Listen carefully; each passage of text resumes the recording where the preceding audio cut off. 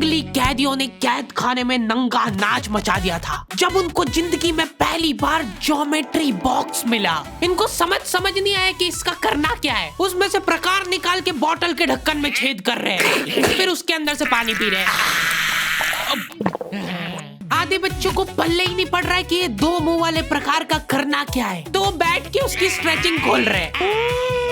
कुछ गांव के लौंडों ने मिलके तो हथियार वगैरह बना लिए थे। ये देख, ये अपने को यहाँ से हुक पकड़ना है, उसके बाद तुम जैसे खींच के इसको छोड़। हाँ, हमारे स्कूल में आसपास के गांव से भी बच्चे आते थे। मेरे को बहुत बढ़िया लगते यार ये बच्चे।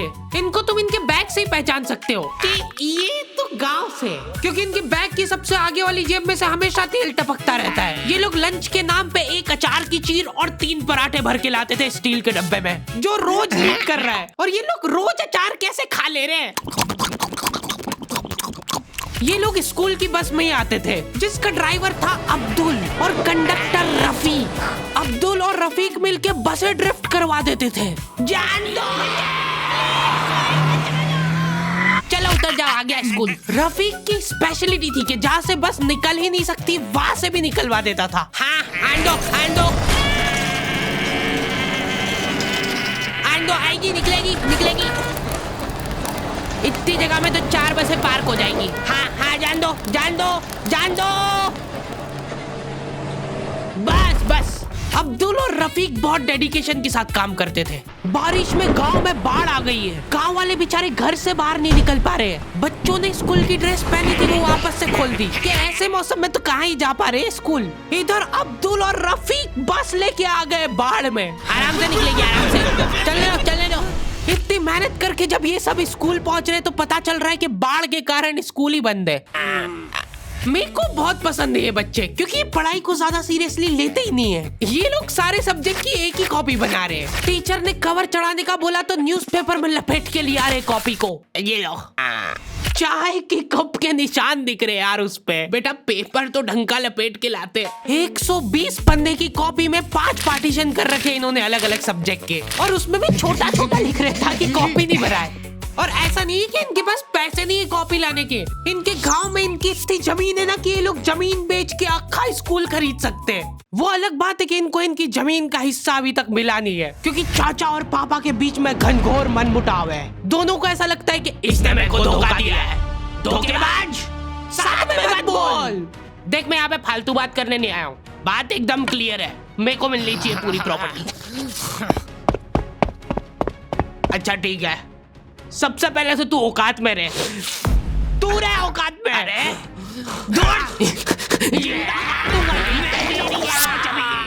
नहीं दूर, अभी चालू नहीं हुआ है।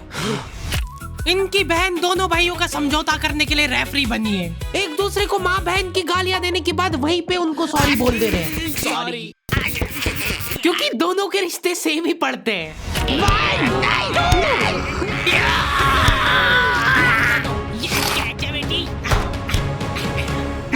जीत गया।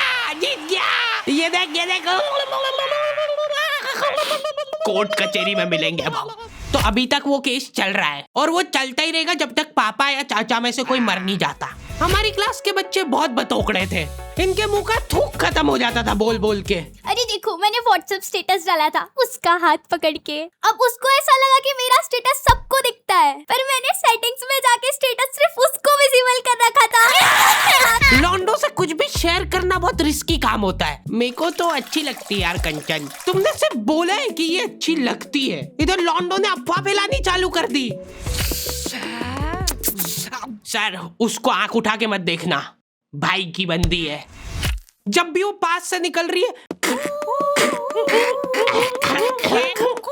मत करो यार ये हरकत। वो इंटरेस्टेड होगी भी तो भाग जाएगी तुम्हारी हरकतों की वजह से। इतनी ज्यादा बकलोली सहन करने के बाद हमारे क्लास टीचर ने सोचा कि इनका सेटिंग अरेंजमेंट चेंज कर देते हैं। एक लड़का और एक लड़की बैठाएंगे, फिर देखते कैसे बात करते हैं ये। मेरे दोस्तों के पास जो लड़कियां बैठी वो बीच में बैग रख ले रही है ताकि गलती से भी ये दरिंदा उससे टच नहीं हो जाए। इनका तो फिर भी ठीक था, मेरी किस्मत तो बिल्कुल ही घटिया थी। जब तक मेरा नंबर आया लड़कियां ही खत्म हो गई हमारी क्लास की। अच्छा ठीक है, तुम अकेले बैठ जाओ। तो अब सभी बच्चों को फर्स्ट पीरियड तो मजबूरन ऐसे ही बैठना पड़ता था। लेकिन जैसे ही सेकंड पीरियड लगता था इस टीचर की क्लास के बाहर जाने में और अगले टीचर की क्लास में आने में 30 सेकंड मिलते थे हमको। उस 30 सेकंड में सब लोग अपने अपने झोले उठा के दौड़ रहे इधर उधर। जैसे ही अगला टीचर क्लास में आया, बेटा तुम सब हाफ क्यों रहे हो? तो सेकंड पीरियड में सब अपने दोस्तों के पास पहुंच जाते थे, लेकिन लड़कियों को उतनी भी सब्र नहीं है, उनको फर्स्ट पीरियड में भी बात करना है। व्हाट्सएप स्टेटस जो था वो सिर्फ उसको दिखा। क्लास के इस कोने से उस कोने तक इशारों में बातें हो रही है इनकी। लिप सिंक पढ़ ले रही है लड़कियां इतनी दूर से। या लौंडो को चिल्ला चिल्ला के बताने के बाद भी समझ नहीं आती आधी चीजें। अरे तो तुम इसकी कॉपी नानी के यहाँ क्यों लेके गए थे? सर वो मेरे को लगा मैं वहां जाके पढ़ाई करूंगा। इनसे घर में, स्कूल में, कोचिंग में कई पढ़ाई नहीं हो रही है और 4 दिन के लिए कहीं घूमने जा रहे तो उसमें बैग में कॉपियां भर ले रहे कि अब होगी पढ़ाई।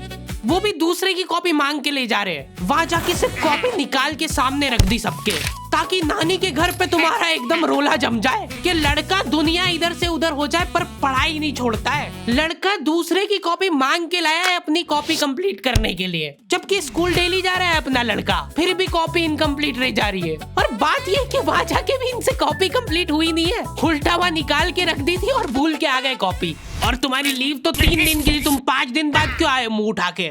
सर हम लोग तीसरे दिन पे निकल गए थे वहां से, और हम जैसे ही ऑटो रिक्शा में बैठे नानी जी ने रोना चालू कर दिया। अब जैसे जैसे ऑटो दूर जा रहा था मेरी नानी जी जोर से रोने लग रहे थे।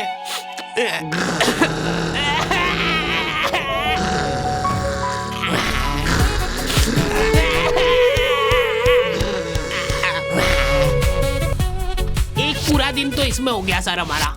फिर अगले दिन मम्मी ने उतर के नानी जी को समझाया, रो मत मम्मी, ऐसे रो मत, रो मत रो। उन्होंने रोते रोते समझाया कि मत रो। आधा दिन ये चला, फिर आधे दिन ऑटो वाले ने वापस से मजे लिए।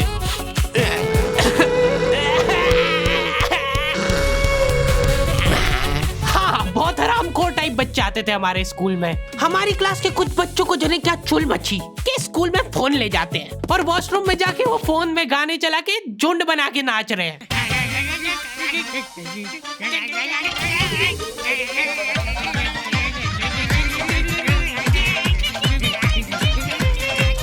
उधर साइड में लाइन डिस्टर्ब हो गई यार उन बच्चों की जो कांच में बाल बनाने के लिए लगी है। वॉशरूम में मूतने से ज्यादा लंबी लाइन बाल जमाने के लिए लगी होती थी। और तुम गौर से देखोगे इनको तो पता चलेगा कि सब लोग सेम ही चीज कर रहे हैं। बाल गीले करके अपनी जेब से कंघा निकाल रहे गोल वाला, उसके अंदर 2 उंगली फंसा रहे और फिर बाल खड़े कर रहे हैं।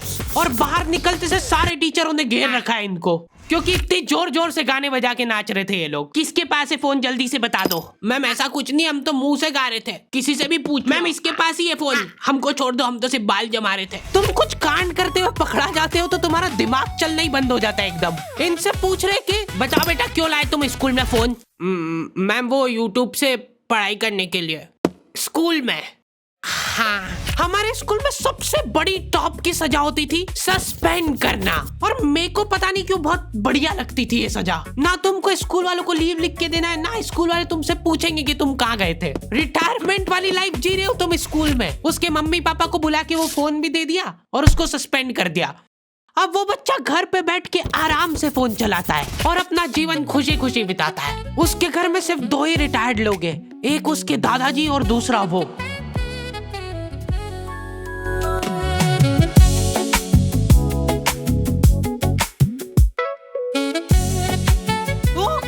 तो दी एंड हो चुका है। आई होप तुम लोगों को ये वीडियो पसंद आई होगी, और अगर नहीं आई है तो क्यों देखी। हरी भाई कम से कम 1 घंटे की वीडियो बनाया करो, वीडियो कब चालू होती कब खत्म होती पता ही नहीं लगता है। बात ठीक है, पर ये एनिमेशन बनवाते बनवाते मेरी जेब भी कब खाली हो जाती है वो पता नहीं लगता है मेरे को। इसीलिए ये वाली वीडियो के लिए हम लोग एम रख रहे हैं सिर्फ 15,000 कमेंट का। जो भी वीडियो डालने के 1 घंटे के अंदर कमेंट करेगा उन सबको मैं पर्सनली रिप्लाई करूंगा बैठ के। बस सब हो गया है, वीडियो वगैरह सब बन गई है, मैं बैठ के यही काम करूंगा। और अगर तुम लोग ये कंप्लीट नहीं कर पाए तो मैं समझ जाऊंगा कि तुम में वो पहले वाली बात नहीं रही। मिलते हैं नेक्स्ट वीडियो में।